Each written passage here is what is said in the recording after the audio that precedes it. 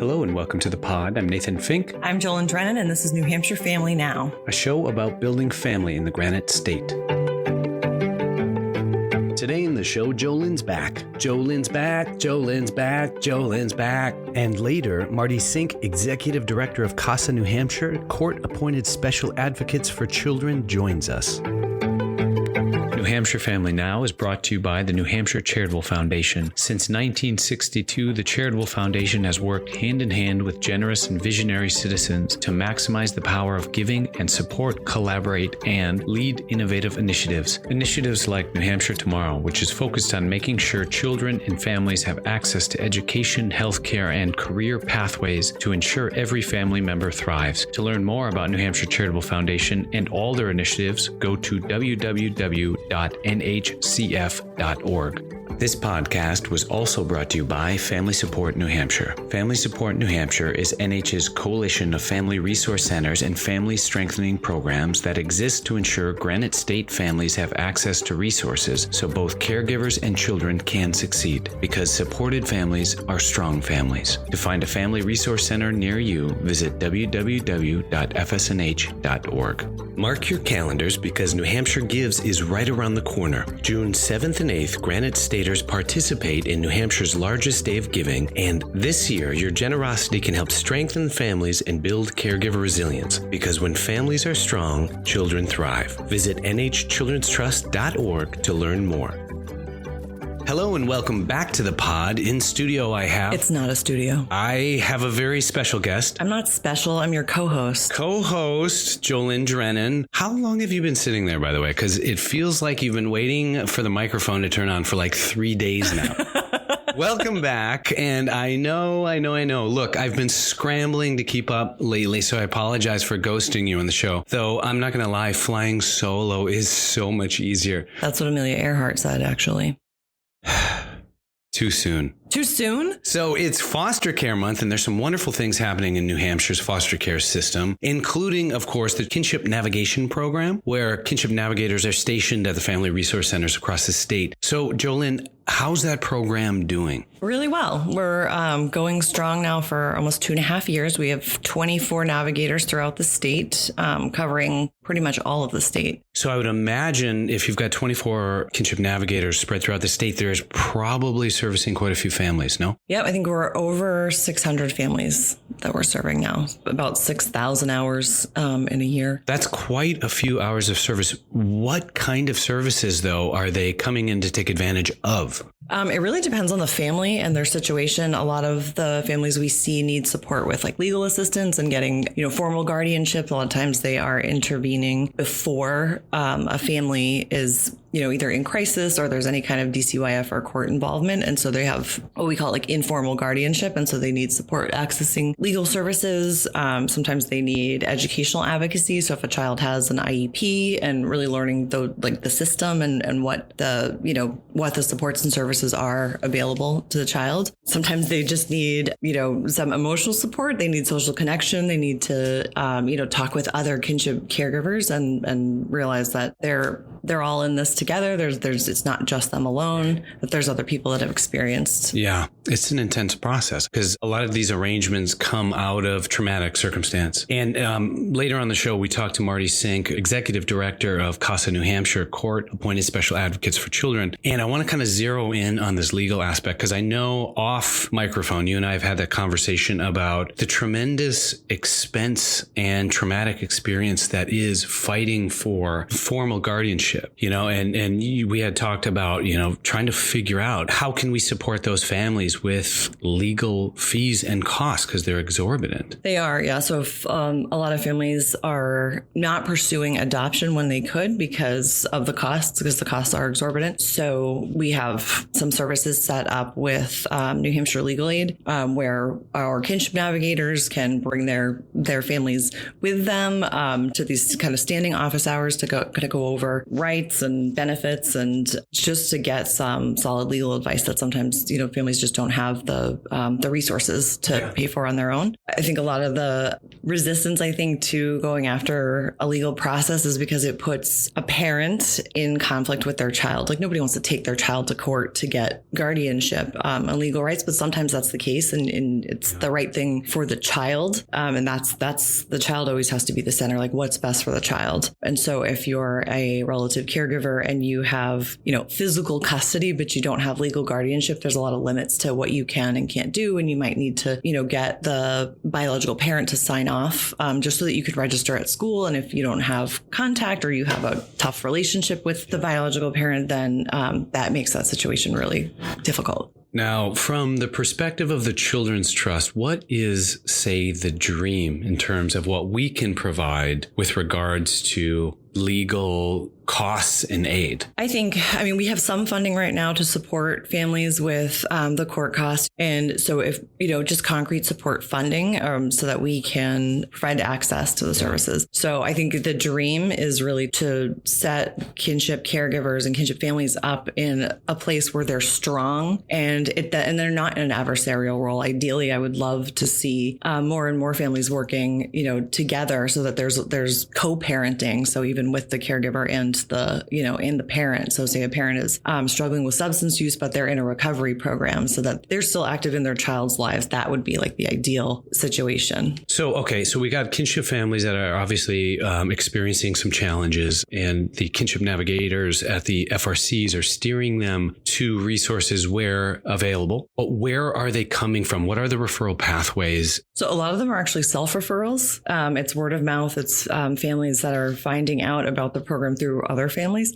We have a lot of referrals from DCYF because it is a partnership with DCYF and other social service agencies, schools, medical, mental health. They come from all over. So ideally, we are creating opportunities and strengthening the relationship between the kinship caregiver and the child in their care. And so, really anything that we can do to support the relationship and then provide opportunities for connection. So like the kinship activity book that we're working on. Do you want to tell us about that? Yeah, absolutely. I was lucky enough to be invited to a kinship caregiver group facilitated by Patrice Baker, formerly of Families First, now of Pine Tree Institute. I had this incredible opportunity to join this kinship care group and talk about their experience and resilience building and their connection to others. And the conversation was so great that it just became apparent that, we should put together an activity book that was built on the experiences of these kinship caregivers in their real life, illustrated by a local artist, Leslie Ossoff. So for example, I asked the group, when I say the phrase parental resilience, what does that look like? And one of the kinship caregivers, Ed, told a story about how, in his family, in his life, in his day, parental resilience looks like getting a brush through his 10-year-old granddaughter's hair. We went through and I listened to these caregivers.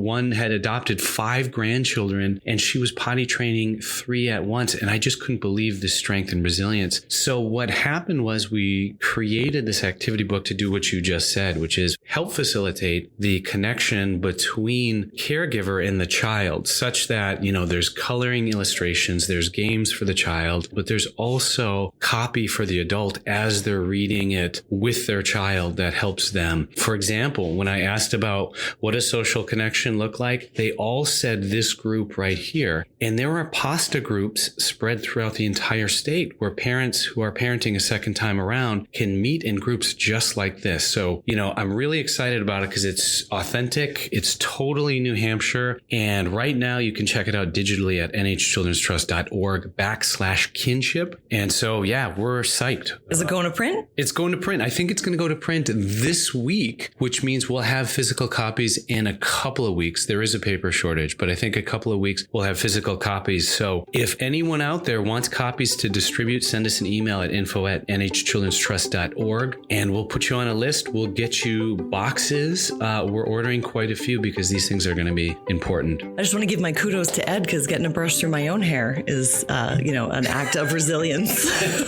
What's funny is mine is surprisingly snarly too. Jolyn, it has been awesome having you on again, and know that I appreciate you coming up. Thanks for having me.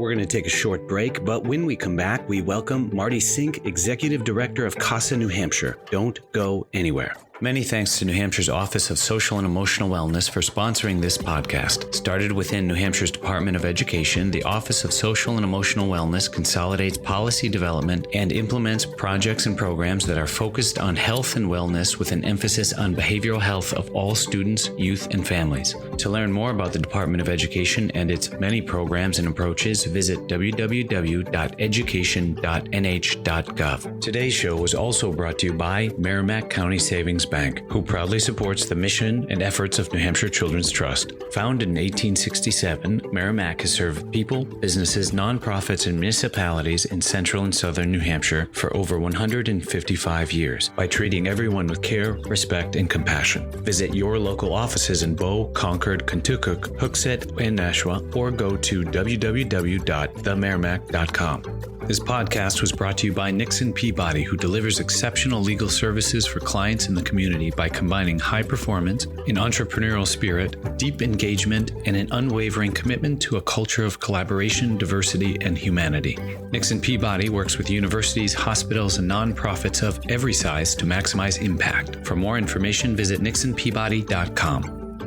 Hello and welcome to the podcast. Today on the show, I have the great pleasure of welcoming Marty Sink, President and CEO of CASA New Hampshire, court-appointed special advocates for children. Marty, welcome to the show. Hey, thanks, Nathan. It's great to be with you and nice to see you again. So in 1989, you personally founded CASA New Hampshire. What led you to start such an important organization? Sure. I was a foster parent at the time, and children and youth who came into the abuse and neglect arena and the family court system as a result of abuse or neglect were appointed guardians at Litem. At that time, they were all attorney GALs, and I had the experience, the not so great experience of having GALs appointed, guardians at Litem appointed to kids that were in and out of my home and who never saw these kids, never had conversations with me, and yet we're going into court on a regular basis to make recommendations on what was in their best interest. And it just really bothered me that they didn't have the capacity really to do anything more than sort of a more superficial position. And it was primarily due to the enormous caseloads that they carried. You know, some of them 70, 80 cases at a time, and you just could not carve out the individual time and attention that was needed. So I was reading an article in Parade magazine on a Sunday morning, and it talked about kids in the foster care system, some of them at that time spending their entire childhood in care, moving from home to home. And then at the end of the article, it mentioned unique organizations that were doing creative work. And it mentioned CASA, Volunteer Guardian Ad Litem program. And so I reached out and I said, I live in New Hampshire. Where is CASA located in New Hampshire? I'm interested in becoming a volunteer. And they said, well, New Hampshire doesn't have a program yet, but wouldn't you be interested in getting one started? So that's how it happened. But it really was a team. It was really a team of individuals that pulled together the pieces. And maybe I was spearheading it, but I could not have done it alone. So that's how we started. We started with 10 volunteers. In Manchester Court and Goffstown Courts. And that was back in 1989. And they really were sort of, exploring the new frontier. And then gradually we grew and expanded slowly, carefully, always sort of evaluating our work and making sure that we were improving everything from training to our recruitment process and screening of new potential advocates. And then as we had resources available, we started the program with $5,000 and as seed money from our national office. So it's been an incredible journey.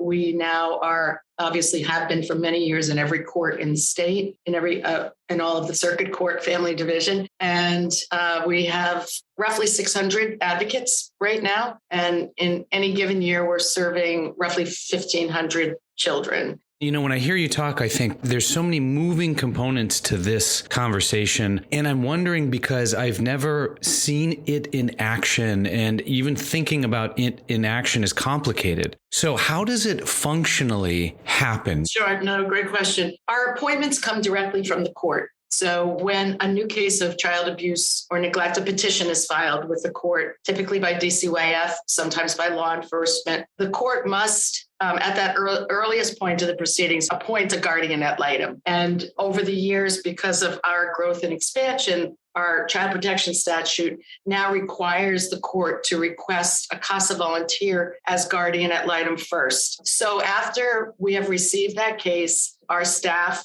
program managers who do this direct supervision and support of groups of volunteers all over the state, they would then identify a volunteer who was available. And I can talk a little bit about the training because it's pretty awesome and pretty extensive. But they would then, the volunteer would then start attending court hearings. I mean, they would be showing up at that preliminary hearing, and the expectation is that they are gathering information. They're a fact finder for the court about the child through various avenues and channels, talking to daycare providers, talking to school guidance counselors, doctors, if there are physical abuse that's occurred. So really getting to know these kiddos, the expectation is that they will meet with children on their cases at least once a month. Many do more frequently than that. And just sort of checking in on these kiddos. I mean, they're not a big brother, big sister. They're not a pseudo, family member or surrogate in any way, but they really are obligated. And all of our authority comes through the court. And then they're taking all of this information and they attend every court hearing. And they also, at a certain point in time with these proceedings, they would be submitting a court report, which becomes part of the permanent record, outlining sort of their observations based on these dealings with parents, with the kids, with all these other people who are involved in the family's lives. They would be reporting that information to the court and then making recommendations in regard to what they feel is in the best interest of the child. I've read this voice component being incredibly important to your work. Why is that concept of voice so important in this situation? And what does it do going forward to essentially provide for more fertile ground for future growth in the life of this child? Yeah, well, that's, again, another great question. I believe that our role is unique in that our sole focus is that of the child. And DCYF workers are looking at the entire family unit. And not that they don't have best interest in mind as well, but we have that exclusive interest in assuring the court is getting the information they need. But that voice, it's making sure that their stories are being told and painting a picture for our judge of who these kids are and what their needs are. We started early on of attaching a photograph to our court reports of who this child is, because the volumes of files that a judge could look at in any given day on the bench is incredible. Our judges are amazing. But we also have the ability to have children and youth attend court. So they can attend their court hearings at certain hearings throughout the process, and they can directly speak to the judge and share how they're feeling. And many of our older youth will take advantage of that. But even the little ones, I had a judge say to me once, this whole idea of kids being in court was really concerning to me. They might see things, they might hear things, and they'll be seeing their parents. If they've been incarcerated, they could be brought in an orange jumpsuit. But what's so empowering is for these kids to have that voice and for our judges to hear it directly from them when they choose to attend court. And these kids have seen it all. So there's nothing new. And when we did a focus study with older youth, we pulled together a focus group, and they said, because that was one of the concerns that kept coming up. Well, how is this going to impact the child? And they all said, hey, we know our parents better than anybody else. We've heard it all. We've seen it all. We've lived it. So it's not going to be as traumatic to us as you may think it's going to be. Now, when I think about this, your organization, and then going back through history, and you said 1989, that's a long time to essentially change and adapt and get smarter and sharper with what you're doing. What changes, I guess, are you seeing throughout those years, and how are you kind of changing with them so to meet the need as it itself changes? Yeah, I think if an organization doesn't have the ability to step back and look at those changes and also have the flexibility to pivot and to constantly be evaluating themselves. So that's something we do regularly is how can we do this better? What can we do differently? But I think some of the most significant changes since I've been doing this work have been in our courts and really raising the flag on the need for permanency for children. And there was great federal legislation that really pushed this as well in saying we cannot no longer let kids linger in foster care. That's not an option. And within a very timely resolution, after 12 months, the courts are supposed to be determining what the permanent plan is for the child, whether that's reunification, and that's always everyone's priority. So let's have these kids return to a safe, healthy home if they've been removed, and let's get done with this court hearing and hopefully have a strengthened family to really care for these children. So there's that, the first option, and then adoption would be the second, or guardianship. And some of our older youth fall into a place that is not as desirable, but that's aging out of the foster care system at the age of 18, anywhere from 18 to 20, and making sure they have the supports that they need as they venture out sort of on their own. We've done a lot of really good work around that. And those are called APLA cases, kids with an alternative plan in place for permanency. So I think that push for permanency has been significant. I think the other change for us in New Hampshire has been having children and youth attend court. That's been very impactful. But I have to say our judges and court improvement staff, which is a group that is funded through the court system, they're always looking for improving the court system. And we've written great protocols. But for us, it's keeping your finger on the pulse, being able to change when change happens, introducing new training, revising current training to accommodate new methods of how we best serve children who have suffered incredible trauma and need such incredible support, especially as a result of the pandemic. We are seeing really severe cases. I had an interesting conversation with Joe Ribson, director of DCYF, not long ago. And this was really heartening to me. It seems like there is a growing awareness of all of the services and really what the entire pool looks like. How do you see yourself in CASA, New Hampshire, kind of fitting into the continuum of care from that zero entry all the way into the deep end and back? Yeah, that's a tough one. I mean, we are typically functioning in the deep end of the pool because our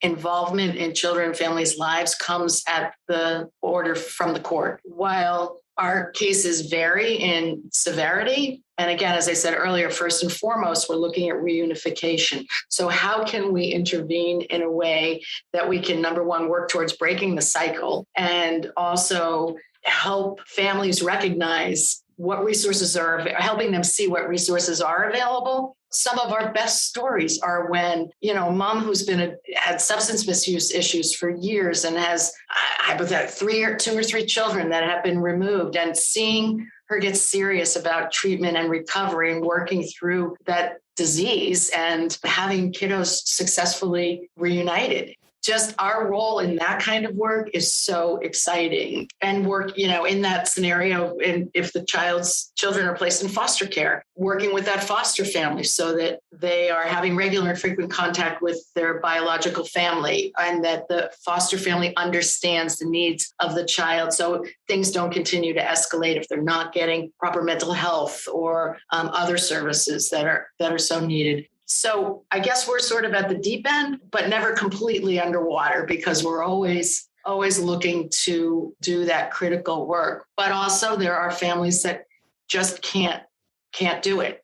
Then we need to find other permanent options and head down that difficult road of termination of parental rights and adoption. And, looking at relative placements is always, if they have to be placed, we're obligated to look for an appropriate relative to step in and care for the child. Hopefully not permanently, but while they're in that state, because every time we move these kids, it's another trauma. And, we talk about ACEs scores. And our kids come in with a really high score to begin with. And then the longer the delay is for permanency, the more it goes up. So, and there's so much good work going on with Joe Ribson and the New Hampshire Children's Trust that is working so hard. The family resource centers, there's a lot of emphasis, a lot of strength, a lot of resources going in to create better strengths at the shallow end, better access to services and appropriate services that can help prevent some of the deep end work. I'm glad you brought that up. I bring my family into it a lot because I look at this from kind of that,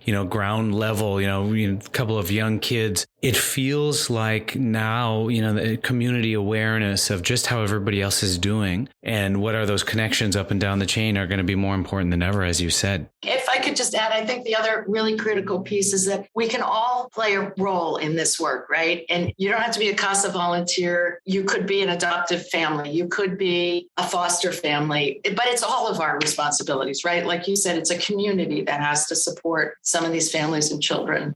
Now, if people want to get involved with CASA, what can they do? Well, there are all kinds of opportunities. First of all, if they want to become a CASA or just explore becoming a CASA, which is a great first step. As a result of the pandemic, we've made a lot of changes in the way we're doing what we do, and a lot of it has been incredibly beneficial. But we hold twice a month, we hold virtual information sessions. They last about 40 minutes, and they can Zoom in, and a couple of our staff and one of our experienced volunteers are there, and they'll do a brief presentation about the work and expectations. Folks have an opportunity to ask questions.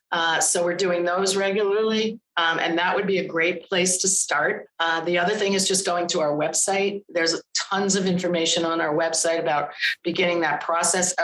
First sort of a lot of information about what we do, what the roles and responsibilities are, and then an opportunity to submit a online application. After that, they would be contacted very quickly by one of our staff in our recruitment department and have a conversation with them and tell them a little bit more of what they could expect. They're then brought in for a really significant interview.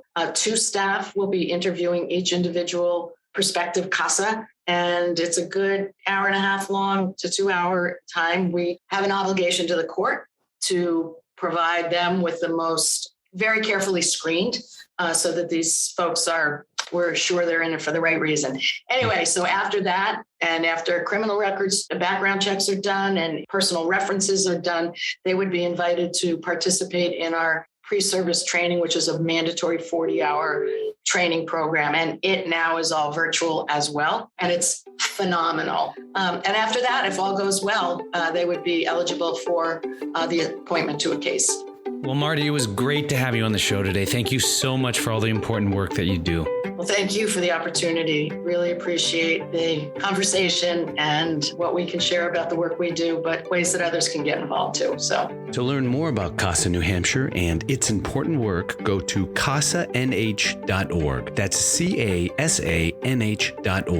Many thanks to the Samuel P. Hunt Foundation for sponsoring this podcast. Established in 1951, Samuel P. Hunt Foundation is a Manchester-based, independent nonprofit that provides grants primarily for the arts, children and youth services, faith-based organizations, educational institutions, healthcare, and human services. Today's show was also brought to you by Dartmouth Health Children's, who is committed to providing compassionate care, family resources, and advocacy to children and their families. Through a personal approach to medicine, Dartmouth Health Children's shares in medical decision-making, supports patients and families in times of need, and provides expert care to children of New Hampshire, Vermont, and beyond. To learn more, visit chadkids.org. New Hampshire Family Now is listed on Apple Podcasts, Spotify, Google Podcasts, Amazon Music, Stitcher, iHeartRadio, and more. Listen wherever you get your podcasts or ask your smart speaker to play New Hampshire Family Now.